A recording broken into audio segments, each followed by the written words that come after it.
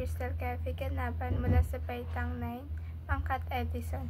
At ang ating tatalakayin ngayon ay ang pambansang kita. Bago tayo tumuloy, ano nga ba muna ang pambansang kita? Ito ang kabuuang kitang pinansyal ng lahat ng sektor na nasasakatuparan ng isang bansa o estado. O sa madaling salita, ito ay kumakatawan sa lahat ng kita ng mga salik sa produksyon.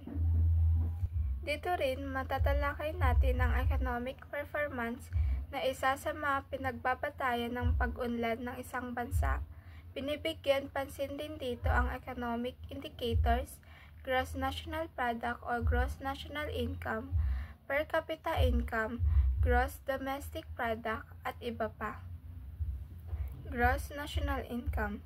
Ang GNP o ang kabuuang pambansang produkto at tinatawag din na gross national income, tumutukoy sa kabuuang pamilihang halaga ng mga produkto at serbisyo na nagawa ng mamamayan ng isang bansa. Dito magkakaroon ng market value na ginagamit pang sukat ng GNP o GNI. May tinatawag rin na intermediate goods. Ito ang mga produkto na kailangang iproseso upang maging yaring produkto. Hindi rin ito isinasama sa pagkukwenta upang maiwasan ang double counting sa GNP o GNI na nagiging dahilan ng paglaki nito.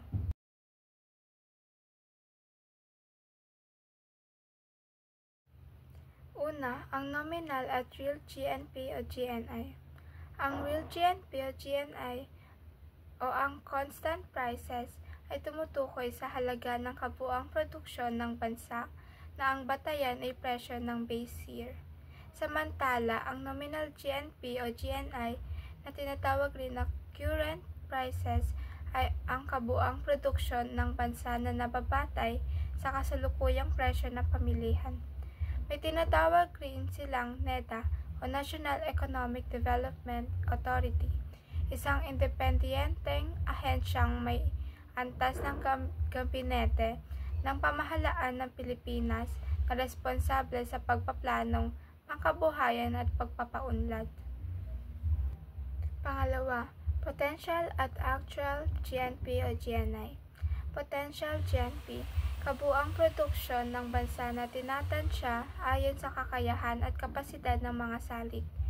Ang actual GNP, kabuuang produksyon na natamo ng bansa sa loob ng isang taon matapos gamitin ang lahat ng salik. Pagkakaiba ng Gross National Product o GNP o tinatawag ring Gross National Income o GNI at Gross Domestic Product na GDP. Ang GNP o GNI ay nakatuon sa produksyon ng mga mamamayan ng bansa saan man ito ginawa, samantala ang GDP ay nakatuon sa produksyon sa loob ng bansa, anuman ang nasyonalidad ng nag-produce. May iba't ibang paraan naman ng pagkukwenta ng Gross National Product o Gross National Income.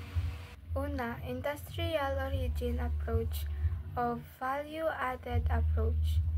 Dito makikita kung anong sektor ang may malaking ambag sa ating GDP at sa maging GNP o GNI.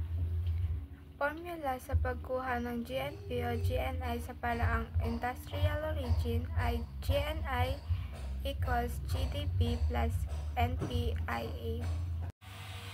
Pangalawa, Final Expenditure Approach. Dito nabibilang ng lahat ng gastusin na ginawa ng mga mamamayan.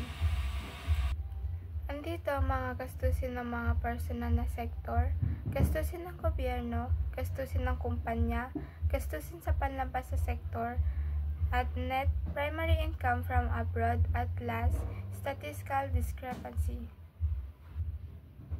Ang simpleng formula para sa pagkuha ng Final Expenditure Approach ay GDP equals C plus I plus G plus X minus M, kung saan ang X ay exports at M naman ay mga imports.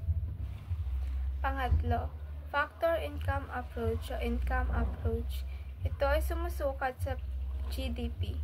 Andito ang mga kita ng gobyerno, KG, kita ng entrepreneur at ari-arian o KEA, kita ng mga empleyado at manggagawa, KEM, kita ng korporasyon ang kumpanya, KK, Capital Consumption Allowance o CCA, at Indirect Business Taxes o IBT. Sa pagkuha ng National Income o NI, ang formula na gagamitin ay NI equals KG plus KEA plus KEM plus KK. Kaya makukwenta ang GNP sa paraang ito. GNP o GNI equals NI plus CCA plus IBT. Ginagamit ng pamahalaan ang GNP o GNI sa pagpapakita na umuunlad ang isang bansa. Maraming mamamayan ang nagtatanong kung sapat ba na ang mga datos ng GNP o GNI ay basehan ng pag-unlad ng ekonomiya. Ang pambansang kita ay ang kabuoang halaga ng mga tinatanggap na nakita ng mga sektor ng ekonomiya. Ano nga ba ang kita? Ang kita ay salapi na tinatanggap ng indibidwal bilang kabayaran sa kanyang ginawang produkto at serbisyo.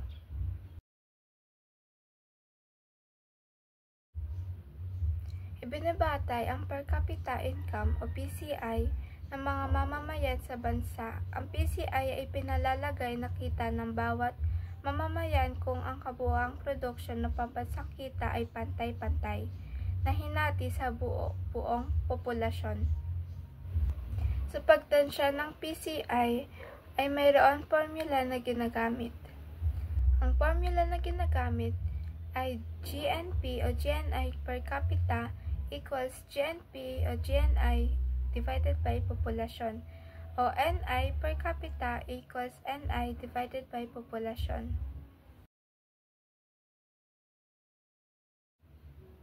Ang per capita income ay nagpapakita kung magkano ang kita na dapat mayroon ang bawat mamamayan.